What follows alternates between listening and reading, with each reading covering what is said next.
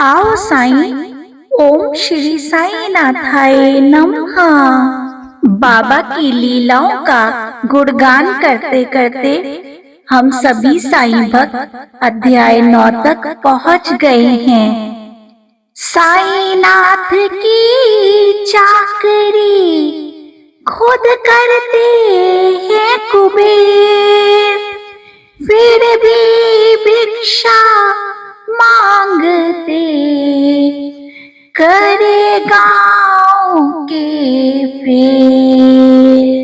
अध्याय 9 में विदा होते समय बाबा की आज्ञा का पालन और अवज्ञा करने के परिणामों के कुछ उदाहरण, भिक्षावृत्ति और उसकी आवश्यकता, भक्तों के अनुभव का वर्णन किया गया है। गत अध्याय के अंत में केवल इतना ही संकेत किया गया था कि लौटते समय जिन्होंने बाबा के आदेशों का पालन किया वे सकुशल घर लौट गए, और जिन्होंने अवज्ञा की उन्हें दुर्घटनाओं का सामना करना पड़ा।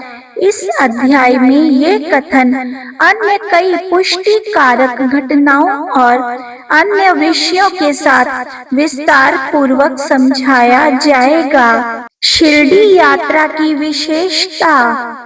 शिरडी यात्रा की एक विशेषता यह थी कि बाबा की आज्ञा के बिना कोई भी शिरडी से प्रस्थान नहीं कर सकता था, और यदि किसी ने किया भी तो मानो उसने अनेक कष्टों को निमंत्रण दे दिया। परंतु यदि किसी को शिरडी छोड़ने की आज्ञा हुई तो फिर वहां उसका ठहरना नहीं हो सकता था। जब भक्तगण लौटने के समय बाबा को प्रणाम करने जाते तो बाबा उन्हें कुछ आदेश दिया करते थे जिनका पालन अति आवश्यक था। यदि इन आदेशों की अवज्ञा कर कोई लौट गया तो निश्चय ही उसे किसी न किसी दुर्घटना का सामना करना पड़ता था। ऐसे कुछ उदाहरण यहाँ दिए जाते हैं। तात्या कोटे पाटिल। एक समय तात्या कोटे पाटिल टांगे में बैठकर कोपर गांव के बाजार जा रहे थे।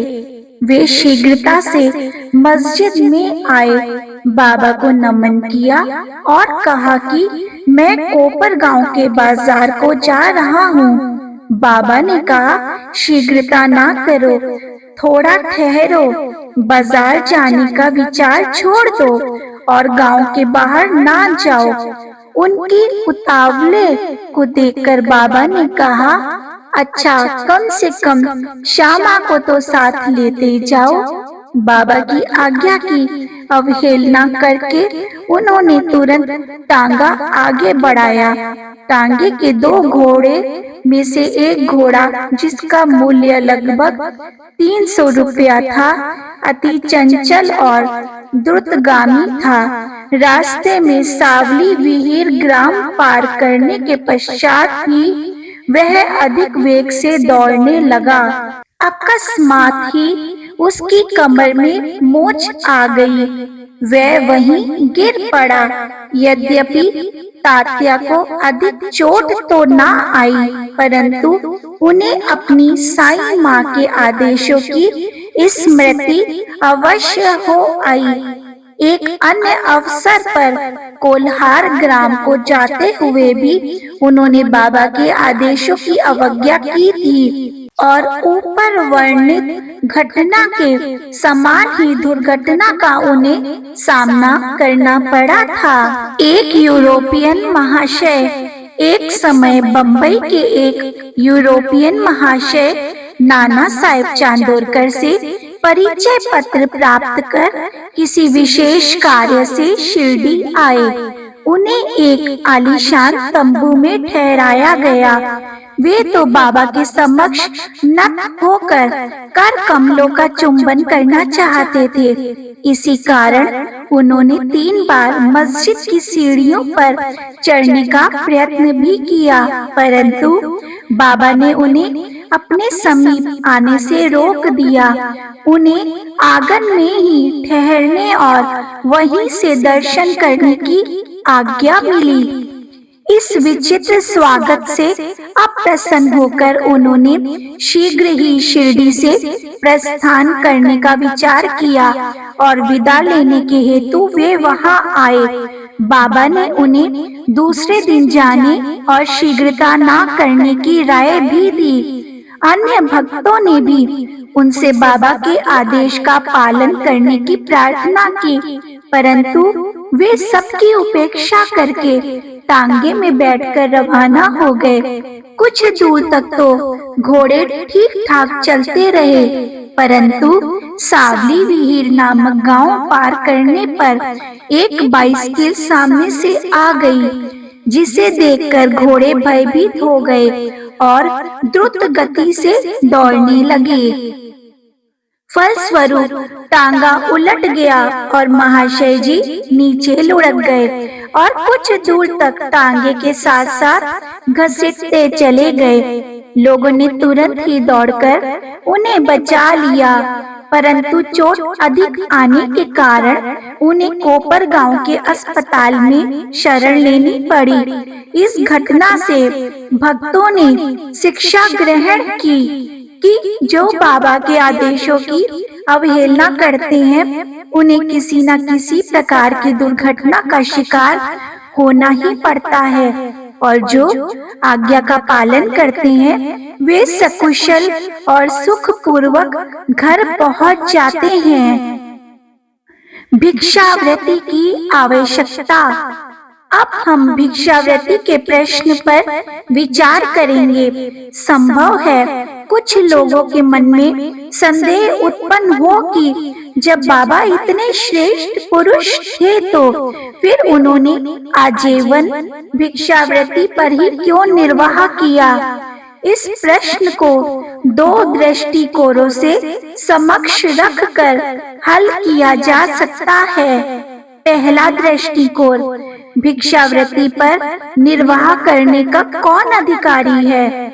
शास्त्रानुसार वे व्यक्ति जिन्होंने 3 मुख्य आसक्तियों, पहला कामिनी, दूसरा कांचन और तीसरा कीर्ति का त्याग कर आसक्ति मुक्त हो संन्यास ग्रहण कर लिया हो, वे ही भिक्षावृत्ति के उपयुक्त अधिकारी हैं, क्योंकि वे अपने गृह में भोजन तैयार करने का प्रबंध नहीं कर सकते, अतः उन्हें भोजन कराने का भार गृहस्थों पर ही है।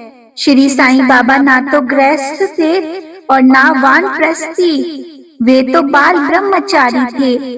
उनकी यह दृढ़ भावना थी कि विश्व ही मेरा गृह है।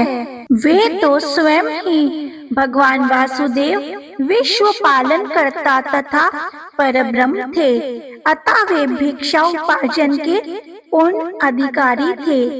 दूसरा दृष्टिकोण, पंच सुना, 5 पाप और उनका प्रायश्चित।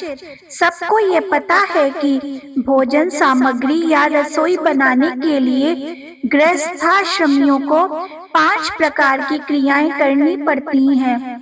कंडड़ी अर्थात पीसना, दूसरा पेंशड़ी यानी कि दलना, तीसरा उदकुंभी यानी कि बावड़ी से पानी निकालना, चौथा मार्जनी मांजना और धोना, 5वां चूल्हा सुलगाना। इन क्रियाओं के परिणाम स्वरूप अनेक कीटाणुओं और जीवों का नाश होता है और इस प्रकार गृहस्थाश्रमियों को पाप लगता है।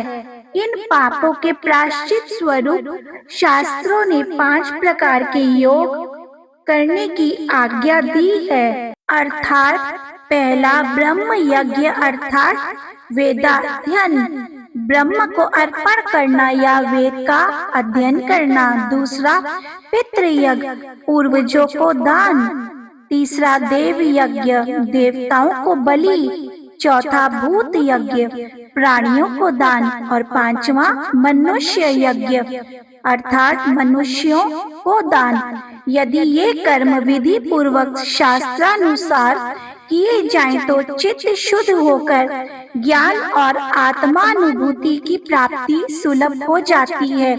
बाबा द्वार द्वार पर जाकर गृहस्थाश्रमियों को इस पवित्र कर्तव्य की स्मृति दिलाते रहते थे और वे लोग अत्यंत भाग्यशाली थे जिन्हें घर बैठे ही बाबा से शिक्षा ग्रहण करने का अवसर मिल जाता था।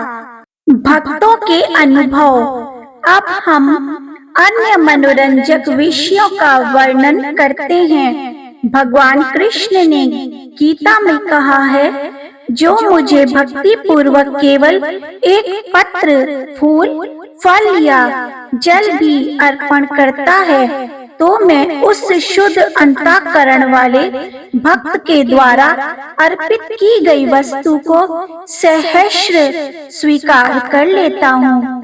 यदि भक्त सचमुच में श्री साईं बाबा को कुछ भेंट देना चाहते हैं और बाद में यदि उसे अर्पण करने की विस्मृति भी हो गई तो बाबा उसे या उसके मित्र द्वारा उस भेंट की स्मृति कराते और भेंट देने के लिए कहते तथा भेंट प्राप्त कर उसे आशीष देते थे। नीचे कुछ ऐसी ही घटनाओं का वर्णन किया जाता है।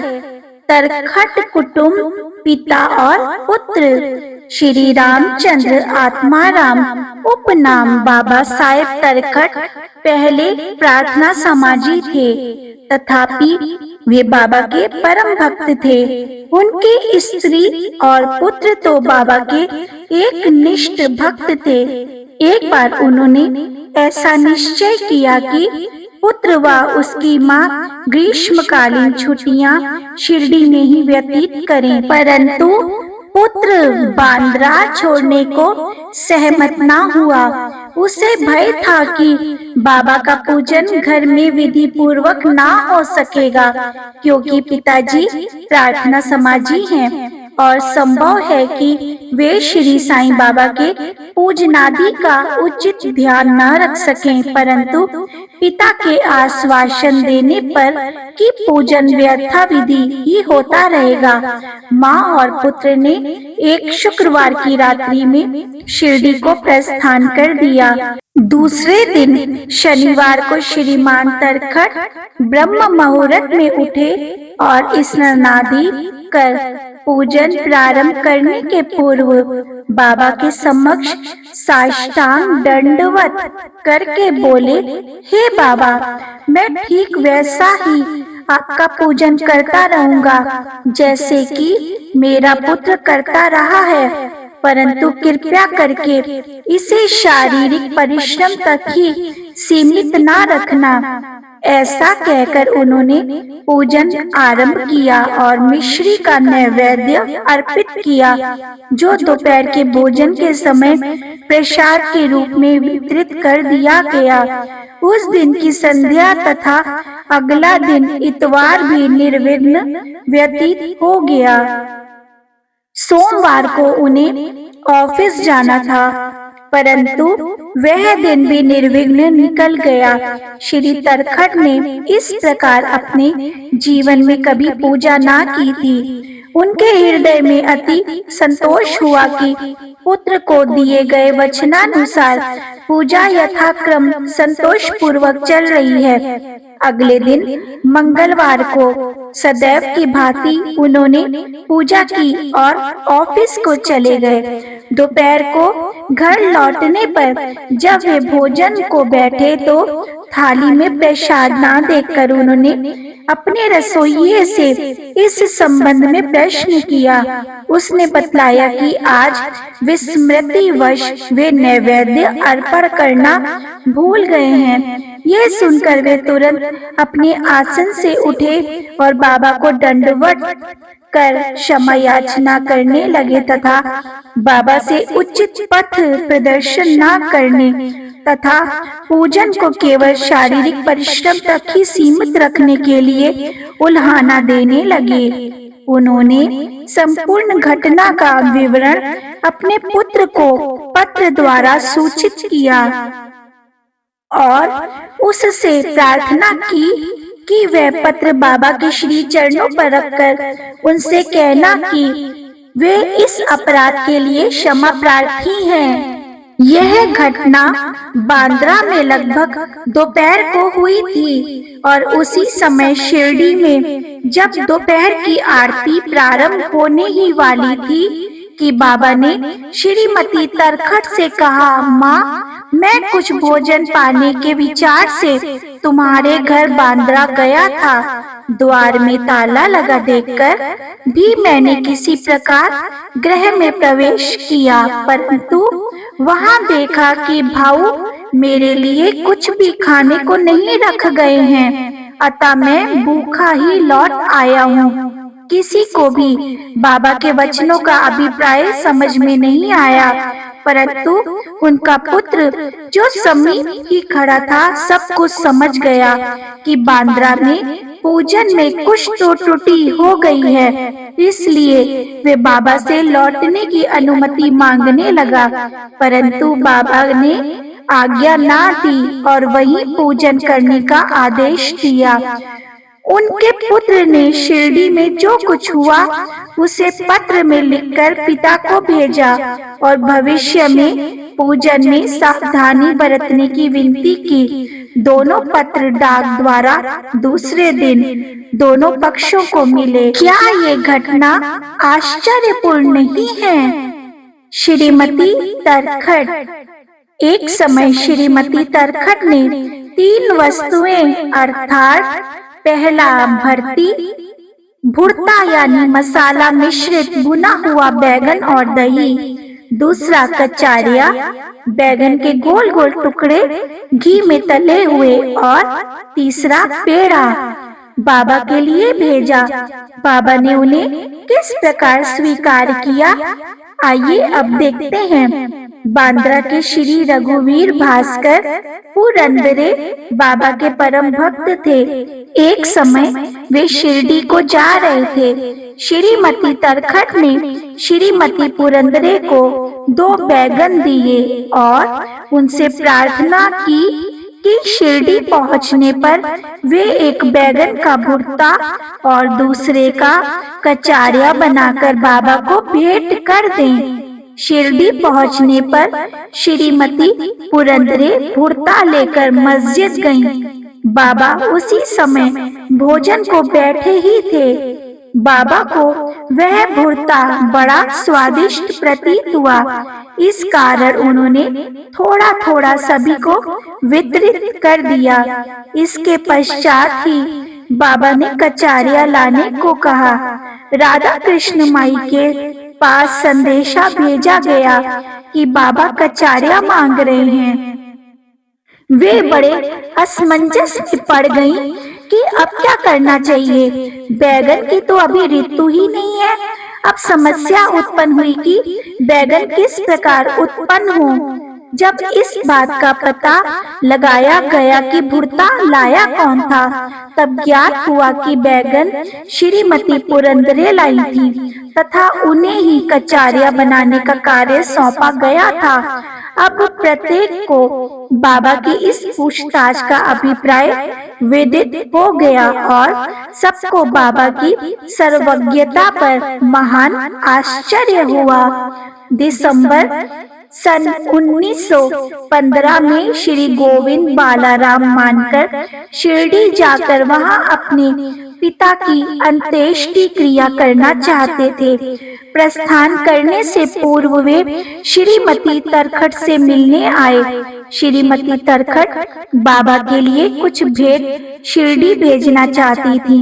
उन्होंने पूरा घर छान डाला, परंतु केवल एक पेड़े के अतिरिक्त कुछ न मिला, और वह पेड़ा भी अर्पित नैवेद्य का था। बालक गोविंद ऐसी परिस्थिति देखकर रोने लगा, परंतु फिर भी अति प्रेम के कारण वही पेड़ा बाबा के लिए भेज दिया।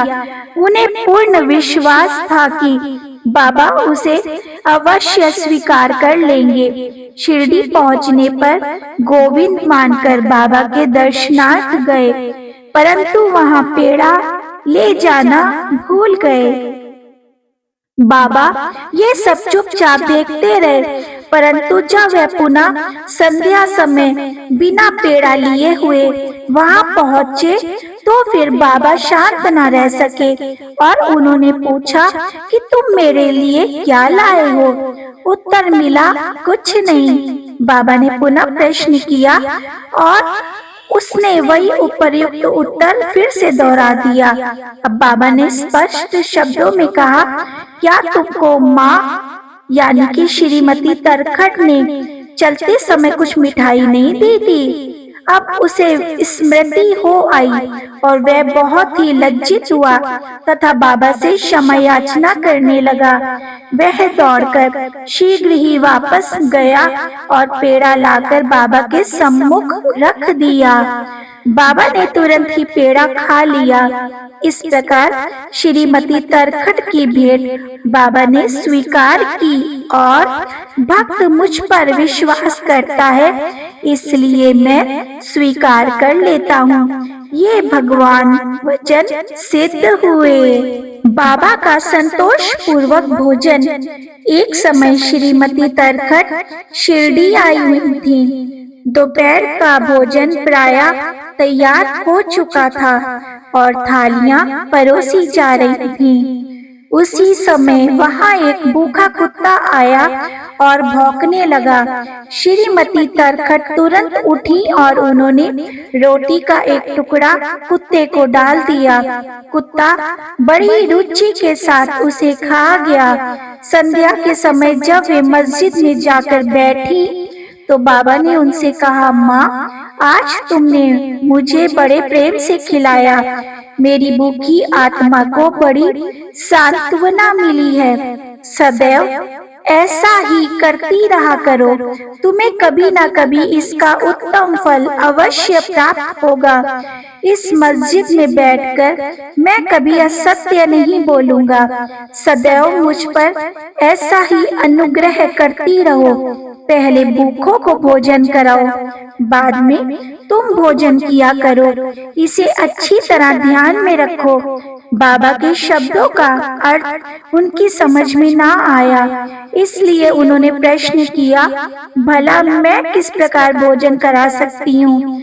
मैं तो स्वयं दूसरों पर निर्भर हूँ और उन्हें दान देकर भोजन प्राप्त करती हूँ। बाबा कहने लगे, उस रोटी को ग्रहण कर, मेरा हृदय तृप्त हो गया है और अभी तक मुझे डकारें आ रही हैं। भोजन करने से पूर्व तुमने जो कुत्ता देखा था और जिसे तुमने रोटी का टुकड़ा दिया था, वह यथार्थ में मेरा ही स्वरूप था।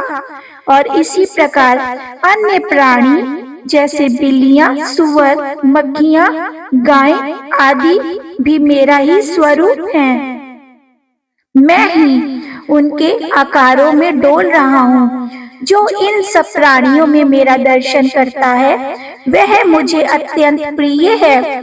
इसलिए द्वैत या भेदभाव भूलकर तुम मेरी सेवा किया करो। इस अमृत तुल्य उपदेश को ग्रहण कर वे द्रवित हो गईं और उनकी आंखों से अश्रुधारा बहने लगी। गला रुंध गया और उनके हर्ष का पारावार ना रहा। शिक्षा, समस्त प्राणियों में ईश्वर दर्शन करो, यही इस अध्याय की शिक्षा है। उपनिषद, गीता और भागवत का यही उपदेश है कि ईशा वास्यमिदं सर्वम, सब प्राणियों में ईश्वर का ही वास है, इसका प्रत्यक्ष अनुभव करो। अध्याय के अंत में बतलाई गई घटना तथा अन्य अनेक घटनाएं जिनका लिखना अभी शेष है, स्वयं बाबा ने प्रत्यक्ष उदाहरण प्रस्तुत कर दिखाया कि किस प्रकार उपनिषदों की शिक्षा आचरण में लानी चाहिए। इस प्रकार श्री साईं बाबा शास्त्र ग्रंथों की शिक्षा दिया करते थे। श्री सद्गुरु साईनाथार्पणमस्तु। शुभम भवतु। अनंत कोटि ब्रह्मांड नायक राजाधिराज योगीराज परब्रह्म श्री सच्चिदानंद सद्गुरु साईनाथ महाराज की जय।